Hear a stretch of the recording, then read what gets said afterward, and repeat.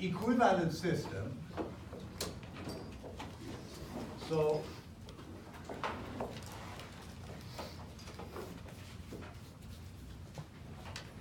and this is the last session we will have on equivalent system. I want to do more problems, and that will lay the foundation for the next topic, right? So what is an equivalent system? As we have discussed, basically, an equivalent system means what? You have a structure, you have an object with several forces or moments acting on that, and you're typically asked one of these two questions, right? One is find, okay, or given. Actually, this the first part. The first case is that given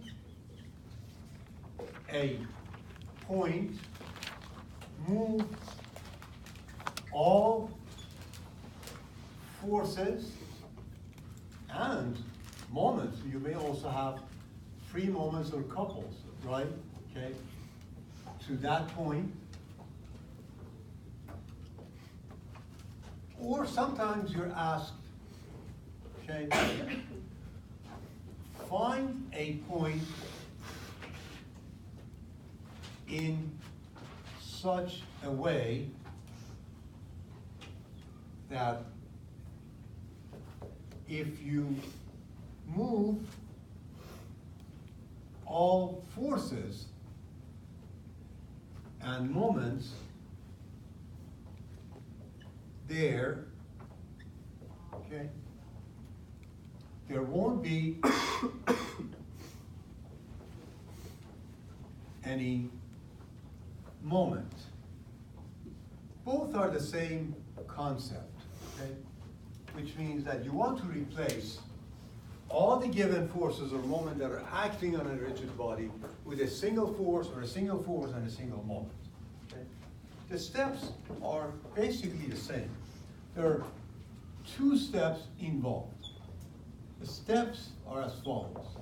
Step one, you just simply move all forces to this new point. What does that mean? That means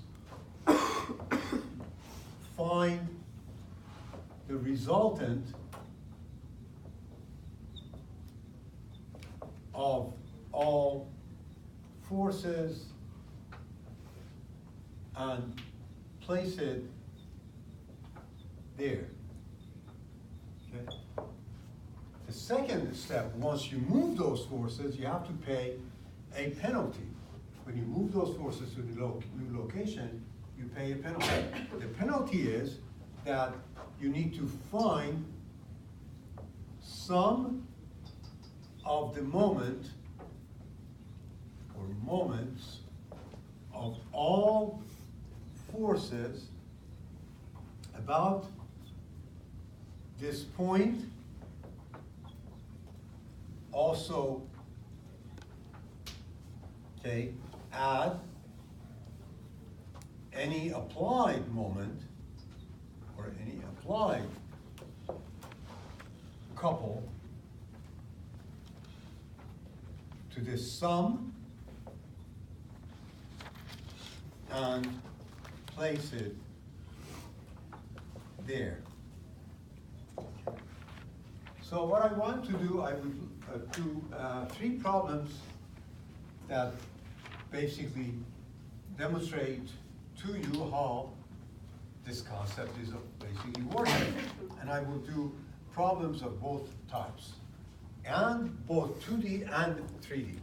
So let's start with a 2D problem. The 2D problem is this. Let's assume you're given this beam, a straight beam. Of course, we haven't discussed what a beam is yet, but this is a beam structure. And all these dimensions are given, 2 feet, 4 feet,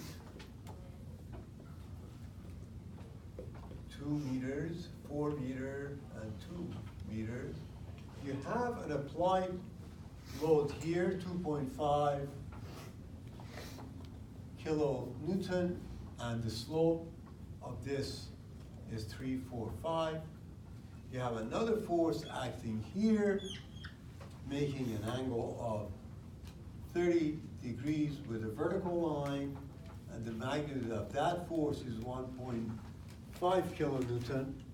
And then another force of 3 kilonewton acting downward, and then somewhere along this structure, maybe at this point, you also have a couple, a free moment of, say, 5 kilonewton meter applied. So this is given. What the problem is asking is that, okay, move all forces and moments to point A. In other words, we want to replace all of these with a single moment and a single force acting at point A. So what is the procedure? Step number one, step one, you want to find the resultant of all these and move it to that point A. What does that mean? You need to find summation of all these forces along X, summation of forces along Y, add them all up, and put it there. That means find the resultant.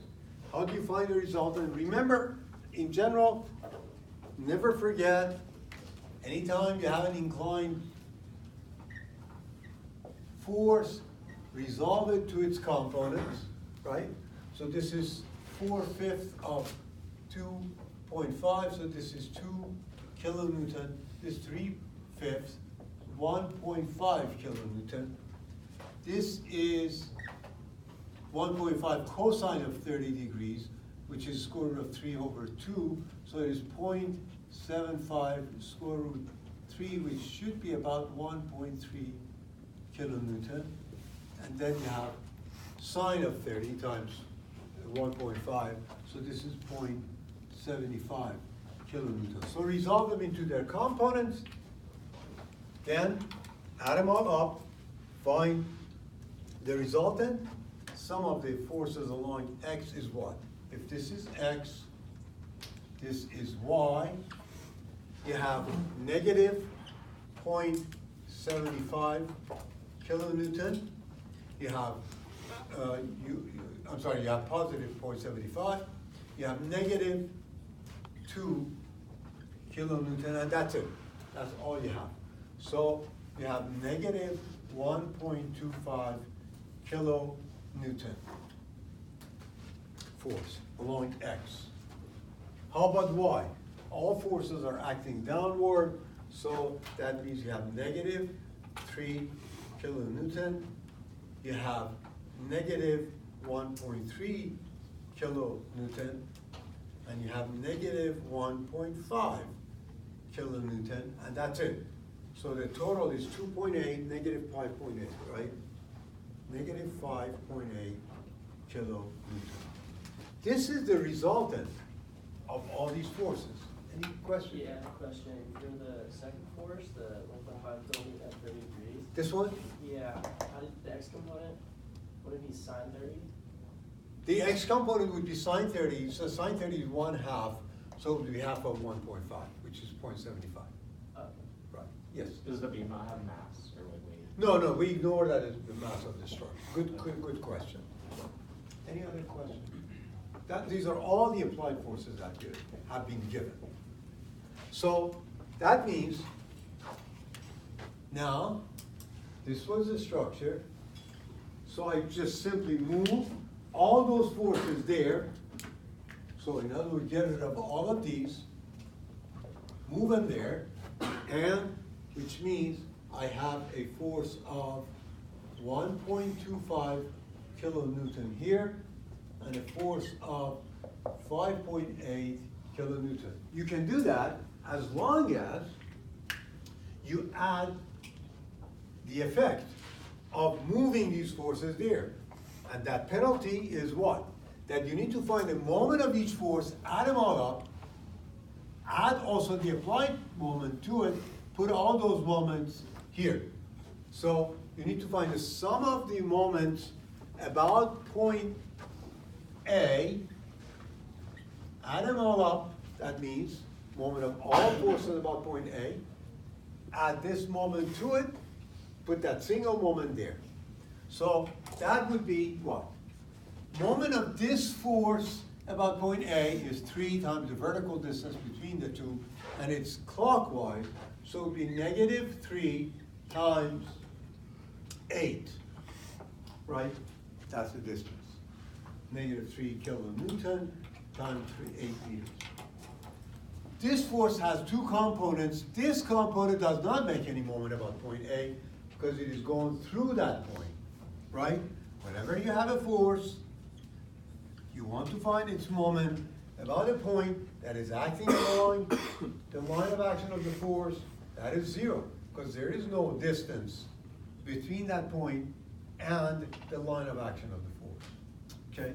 So the moment of this force, and this force about A is 0. You only have these 2, and that is points, that 1.3 acting clockwise at a distance of 6. So you have -1.3 times 6. And then for this one, you have 1.5, -1.5 times 2. Okay? You also have another moment, which is the applied moment, and that is this one, acting counterclockwise, so that is positive, so you have 5 kilonewton meter also. Add all of these up, put it at point A, and that would be what? You have -24, -7.8, -3, plus 5. So that would be 29.8, right? Kilonewton meter, that is at A.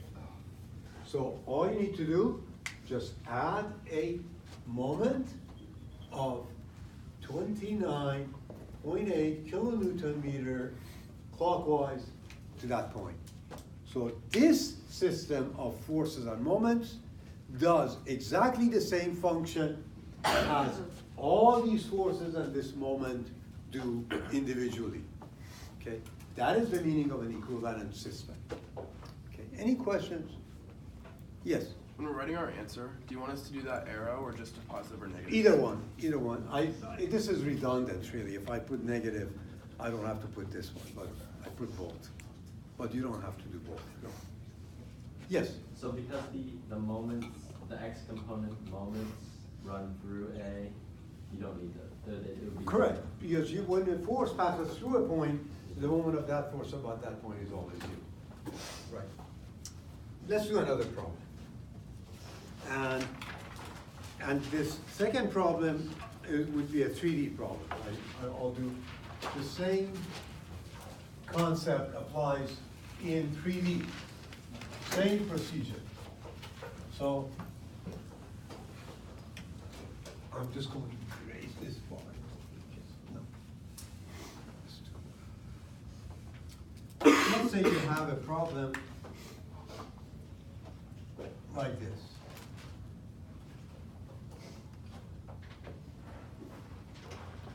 X, Y, Z in this problem are given like this. You have a pole,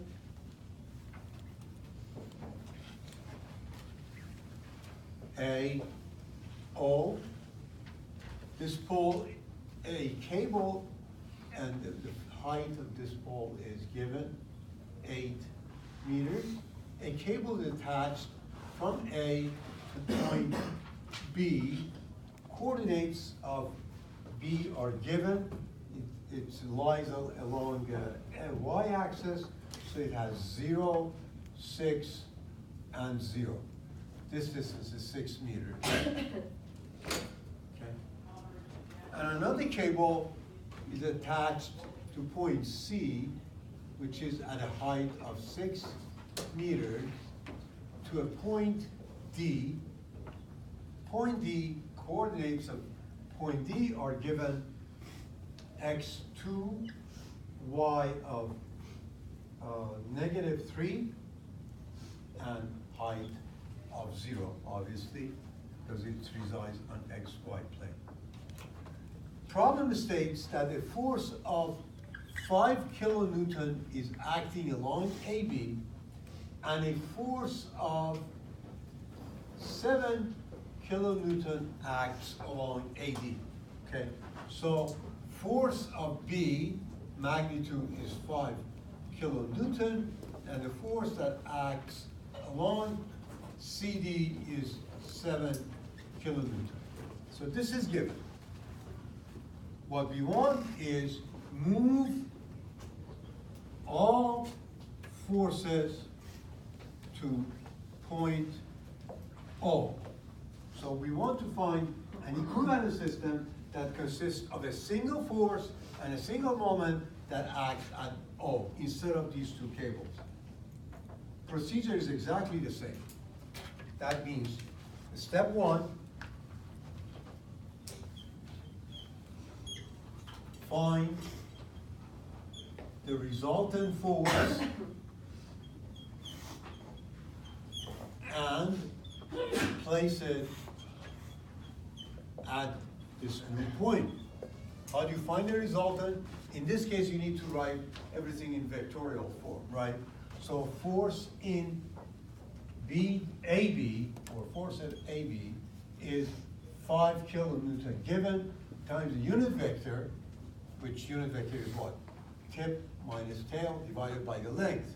So you have A is just 0, 0, 8. So that'll be what? 0 minus 0, 6 minus 0, I, 0 minus 8, K, divided by 36 plus 64, square root of that. This is 10. So that'll be 3I minus 4K. So that's the equation for that force. Force CD would be magnitude of the force times the unit vector. So again, this minus that. C is 0, 0, 6. So you have 2 minus 0, 2I, minus 0 minus 0 minus 3J, 0 minus 6 minus 6K, divided by 4 plus 9 plus 36. Okay, this is 49, so it would be 7. So the outcome is 2I minus 3J minus 6K. Yes? For the FAB, is it 3J? AB is 3J. 3, yes. I was even confused myself. This is Y, it's not J. So it's not I. So this is 6J. Thanks for noticing it. Yes. Okay. So the resultant is what? Resultant sum of forces. Just add them up, right? So you have 2I. Okay. 3J and 3J cancel out. So I have minus 10K. So that is the resultant force, which means what you do, you just simply remove those forces, right? Put the resultant here, and that resultant is what? Is a 2 kilonewton here, and negative 10, meaning a 10 kilonewton here. However, by moving those forces, or the resultant to point O, you need to find the moment of each force about point O and add it to that location. So how do you find the moment of each force? And add them up. So would be what? You just simply find the moment of each force and add them up. Summation of moments means moment of F AB plus moment of FCD, right? Which means what? For the first moment, we need to define a position vector connecting that point anywhere along this force. I choose this as the position vector, R1. For this other force, I consider this as the position vector. So this would be simply R1 cross F of AB, right? Plus R2 cross F of CD. That means what? It's very easy because those position vectors are special cases. R1 is simply 0, 6, 0. This is the equation for the force, so 0, 3, negative 4. So that's the moment for the first force, about point O. Plus, how about this one? I, J, K. Position vectors R2, which is simply 6K. So 0, 0, 6, and this is the force, 2, negative 3, negative 6. Expand these two, add them up, and you end up with this, negative 6I plus 12J. So that would be kilonewton meter, which means then that by moving these forces to point O, you have to add also a moment there, which is what? A component of 6 kilonewton meter in the negative direction of X. And you remember, we show moment with a double-headed arrow. So this is 6 kilonewton meter and a component of 12 kilonewton meter along the Y. This is 12 kilonewton meter. So this system, which consists of these forces and moments placed at point O, does exactly the same thing that those two cables that are attached to this pole would do. We can remove them, put a force here, put this moment here, the structure will stay the same. Any questions? So That? Yes. those moments, so the way you draw the arrows is like, it's like right hand rule? Or? Right hand rule, Right, yes, okay. yes. So in other words, this is acting, rotating the structure this way. This is also rotating in this way. Right. Any other questions? Or as you derive, of course, the vector equation, you find the signs anyway. So you know it is acting, for instance, in the negative direction of X, right, or positive direction of Y. Yes?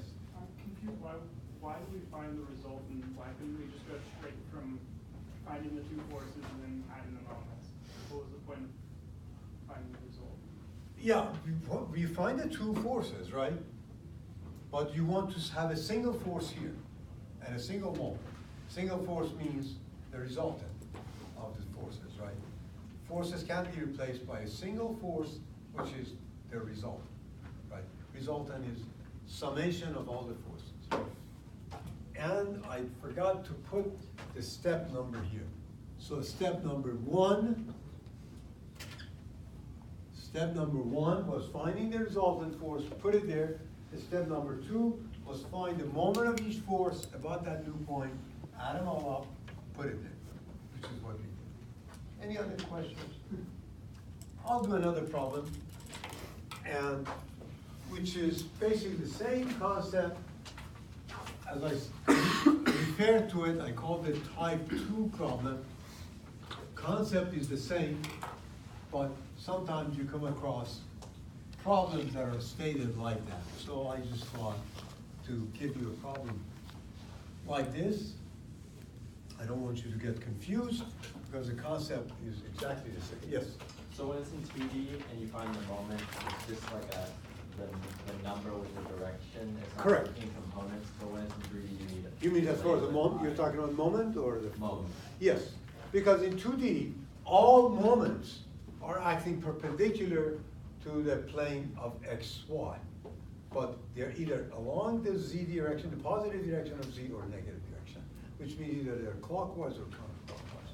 That's why 2D is so much easier, because all you need to worry about is just adding up the magnitude considering the algebraic sign, which is clockwise negative, counterclockwise positive.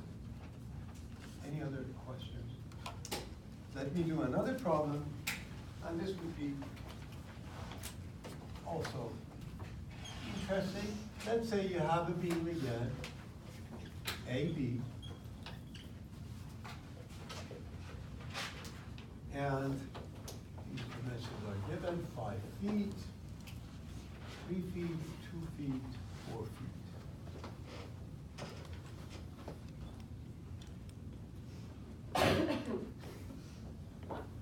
And several loads are acting on this structure. This load is 500 pounds. The slope is given 3, 4, 5. There's another load of 200 pounds downward at this location, and a force of 260 pounds with, again, the slope given as 5, 12, 13. Okay? Problem statement is slightly different. In this problem, you've been asked to move all forces to a point along the direction of AB, where you will not have any moment. Problem is basically the same, but it's a little bit twisted. You've been asked to find again an equivalent system by moving these forces, in this case, to a point, it's a point O. We don't know what the location of that point is. Let's say it is located at distance x from A. But what we know is that if you move all these forces to point O, the resultant moment from this action would be 0. So you treat the problem exactly the same. Step 1, okay? Step 1, find the resultant and place it there.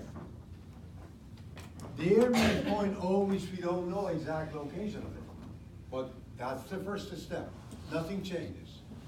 Of course, again, remember the first thing you do, always resolve these forces into their components.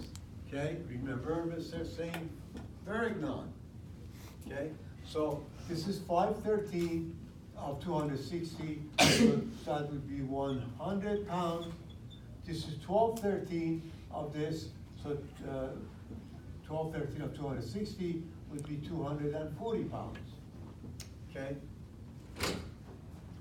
So this one is 4/5, so it would be 400. This is 3/5, would be 150, right? I'm sorry, 300. So these are the components. So just add up the x components. Would be, if this is x, this is y. You have 100 positive, negative 400, and that's it.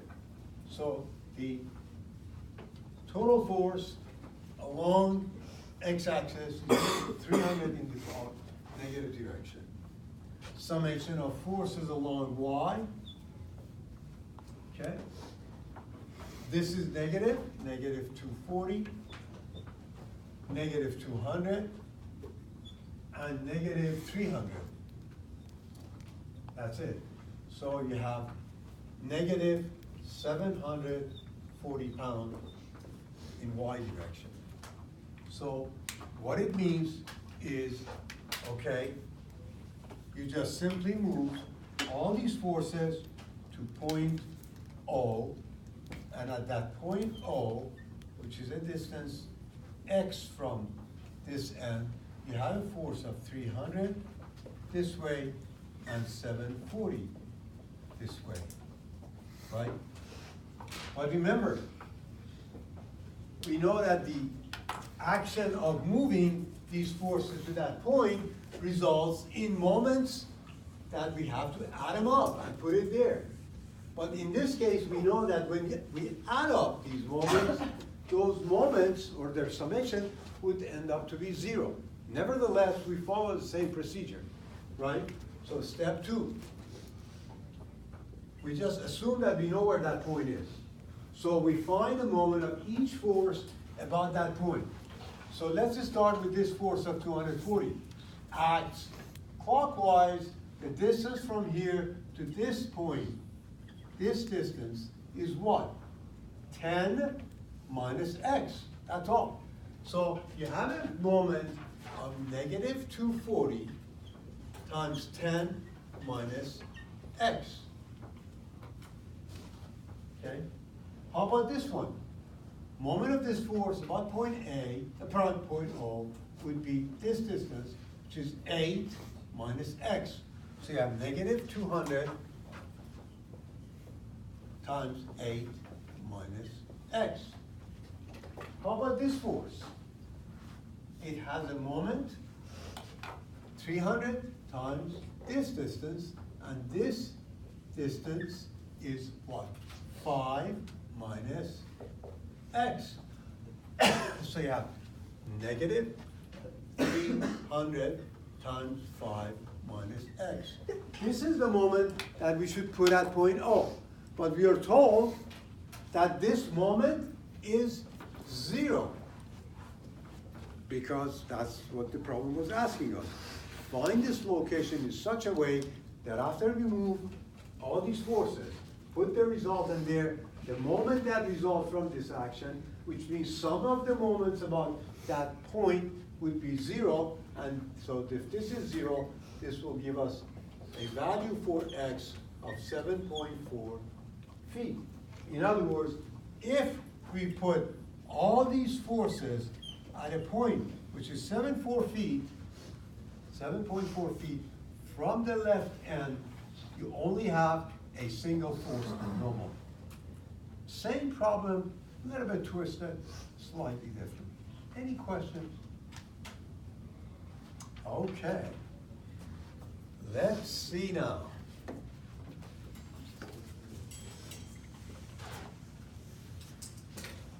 As I promised you, you remember what I promised you at the beginning. What did I promise you? When we started the course, I said statics is about what? Anybody remember? What is the static about? Forces going forward here. Forces and the action of forces on bodies, right? That's what we said. We said statics is to study forces and the action of forces on rigid bodies. We've learned everything we wanted to know about forces.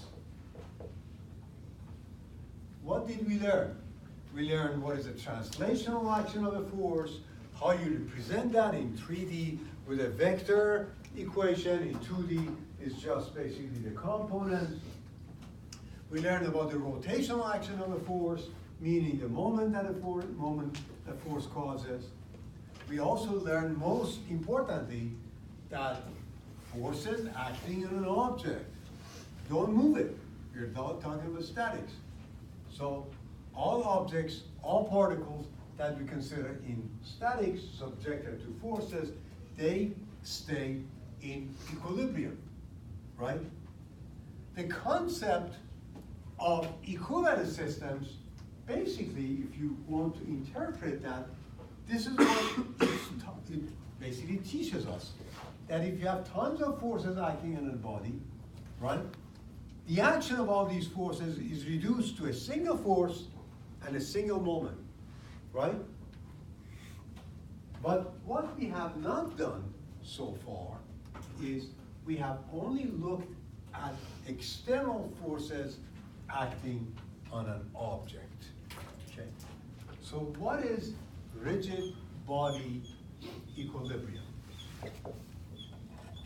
Rigid body equilibrium, which is what we want to now study in the rest of the course, okay, is nothing but studying the action of forces on objects, okay?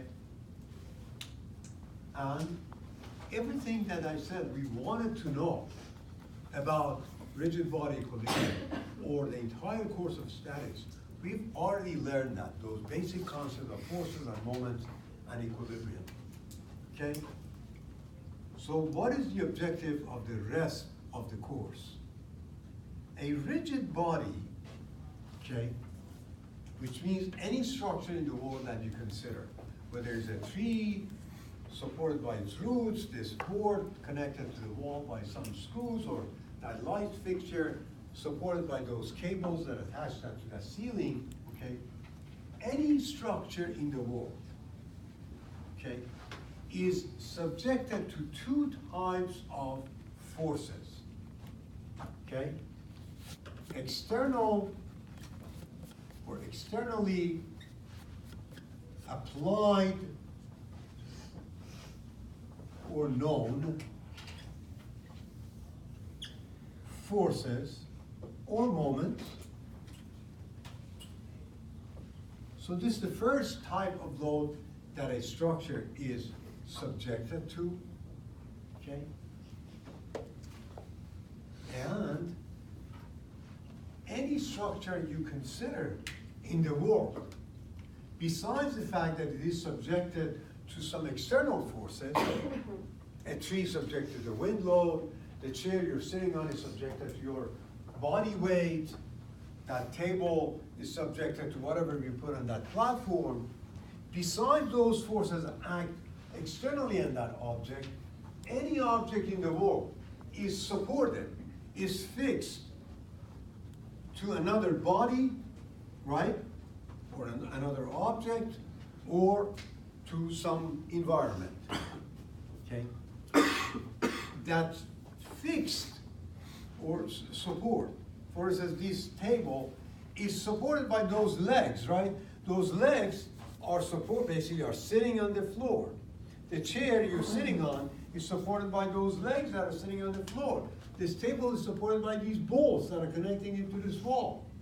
So any rigid body, besides being subjected to some externally applied loads, and we know what those are, it is also supported somehow to the rest of the environment.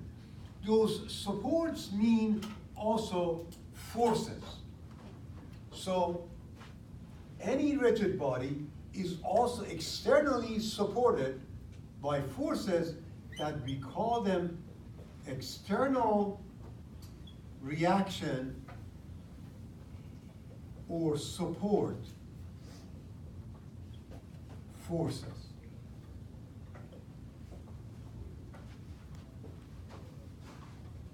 You cannot find any object that is basically floating and is not supported by some kind of a mechanism, okay? The objective of rigid body equilibrium, or studying the equilibrium of rigid bodies, okay? The objective is twofold. Objective number one is, given the applied forces or loads, we call them loads also, and also moments. Anything that is applied, subjected to the structure. How to find those supports that are holding the structure in peace, okay? Find the forces at the supports, okay? Or forces that hold the structure in its position. So that is the objective number one in the studies. Okay? Objective number two is this. Any structure you can think of in the world is made of components. Every rigid body is made of components, including your own body. You assume that your body is, of course, rigid. You have head, you have arms, you have legs. I mean, these are pieces that are put together through some connections. That chair you're sitting on is made of those legs, the piece that you're sitting on it, the seat, that platform that you put your stuff on it. All these pieces are connected together. This table is made of those legs, that top platform. This light fixture is made of that, basically, fixtures, those cables. All these, anything you can imagine in the world, any body, any object is made of components.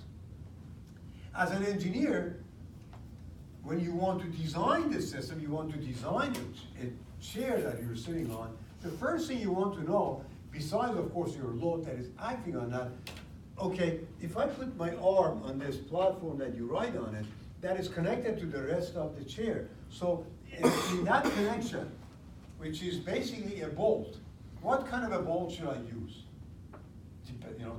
So in other words, you need to know what force is acting at that connection, which is that bolt.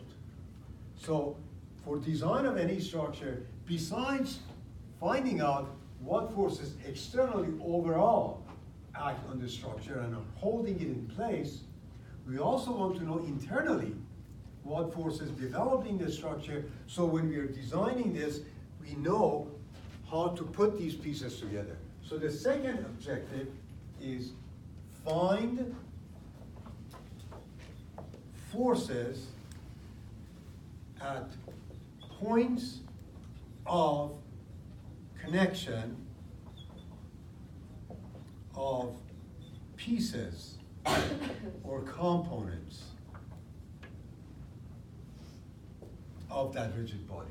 So that's what we will be doing rest of this course. First, we will focus on finding the external reaction forces or the support forces. Obviously, I'm sure you're going to say, well, there are hundreds or millions or gazillion types of structures that each may be supported differently. How in the world I'm going to find these external reaction forces for every structure that you can imagine? Okay? So we simplify the world as engineers, right? Regardless of what kind of support, whether it's a bolt, whether it's leg of that chair, whether it's root of that tree, or the foundation of this building, we look at those supports and what kind of motion they are preventing, meaning that what kind of forces or moments they're representing. And we categorize these connections, these external support, according to that. So in order to do this, to the supports, okay, first of all, we look at two-dimensional structures and three-dimensional structures. And as an engineer, we come up with a model that represents the action of these supports. Since we are going to continue, of course, this next time, just let me give you an idea, okay? Let's say you have a light pole, okay? Fixed to the ground inserted to the ground, you poured concrete here. Let's for the time being assume this is a 2D structure. Or there's a tree, okay? Roots of this tree are supporting this structure, okay? This is what we want to know. Knowing that we have loads acting on this structure, say this is wind blowing, weight of this tree, and so on. We know these, okay? Can we find out, given these loads, what are the forces that are holding the structure in peace, in place? In order to do that, we will model or come up with a way to translate these kinds of support to what we know. The only thing we've learned, forces and moments. What does that mean? For instance, I look at this structure, it's 2D, and I say, if this is fixed, and I try to apply these loads, this cannot move in this direction, right? It cannot move in this direction, and it cannot rotate either. What does that mean? That means, therefore, there is an unknown force here in this direction that is holding it. There's an unknown force here that is holding it this way, and there's an unknown moment that is preventing this from rotation. These are the forces that we want to find, and we will see how to do it, both in 2D and 3D. So with that said, see you next time.